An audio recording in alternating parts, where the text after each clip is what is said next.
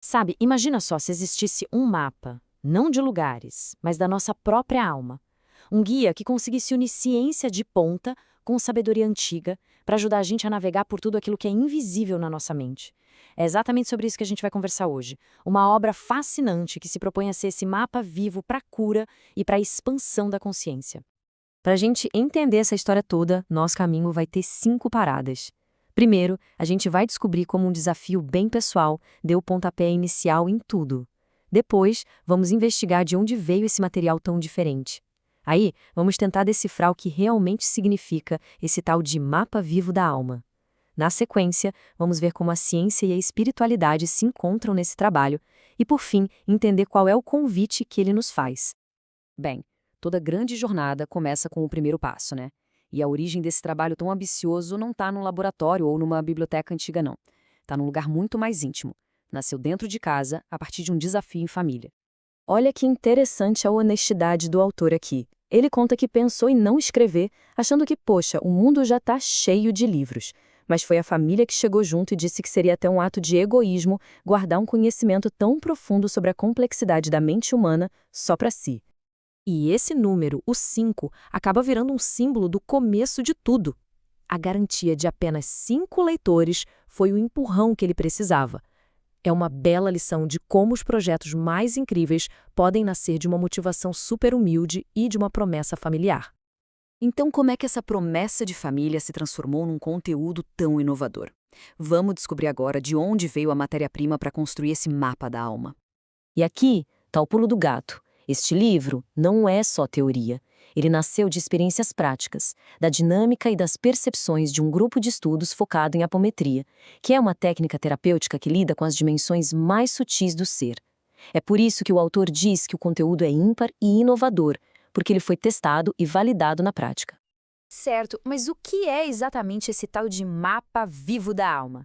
A ideia central do trabalho não é criar um guia estático, um manual de regras, sabe? É algo muito mais dinâmico, mais interativo. O autor nos convida a enxergar a obra dele de um jeito diferente. Não é para ser um manual de técnicas para decorar. Pelo contrário, é um convite para a gente explorar as forças invisíveis que nos sustentam. É um mapa que se adapta e cresce com a gente, guiando uma evolução consciente, com ética e com amor. E a forma como o autor nos guia nessa jornada é muito particular. Ele usa um estilo que é poético e reflexivo ao mesmo tempo, misturando teoria com exemplos do dia a dia. É como se a gente estivesse numa conversa profunda com um guia experiente, que consegue fazer os temas mais complexos se tornarem fluidos e fáceis de entender. Agora vamos mergulhar no coração dessa síntese e ver como esse mapa vivo consegue ser desenhado com base em tantos campos diferentes do conhecimento. É aqui que a gente vê a grande sacada do livro. A coragem de juntar mundos que muitas vezes andam separados. Terapias modernas, filosofia antiga e um conhecimento profundo da alma. Tudo isso se une para formar uma visão de mundo coesa e muito potente. E olha só a amplitude dessa base.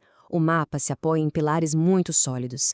Tem a filosofia do espiritismo, com a visão da imortalidade da alma, a precisão da hipnose ericksoniana e da PNL para reprogramar a mente, a apometria para ir fundo nas dimensões sutis e a dinâmica das constelações familiares para a gente entender os sistemas dos quais faz parte. É uma verdadeira teia de saberes todos conectados. Mas a viagem não para por aí, não. Depois que essa base está bem estabelecida, o mapa nos convida a explorar territórios ainda mais profundos e, para alguns, bem mais abstratos. E é aqui que a obra se torna realmente ousada. São introduzidos conceitos como fractais de alma, para explicar por que certos padrões se repetem nas nossas vidas e nas nossas famílias. A hipótese de universos paralelos é usada não como ficção científica, mas como uma maneira de entender como a gente aprende por espelhamento. São ideias que realmente expandem nossa compreensão de quem somos. Bom, depois de ver o mapa e as ferramentas, qual é o destino final?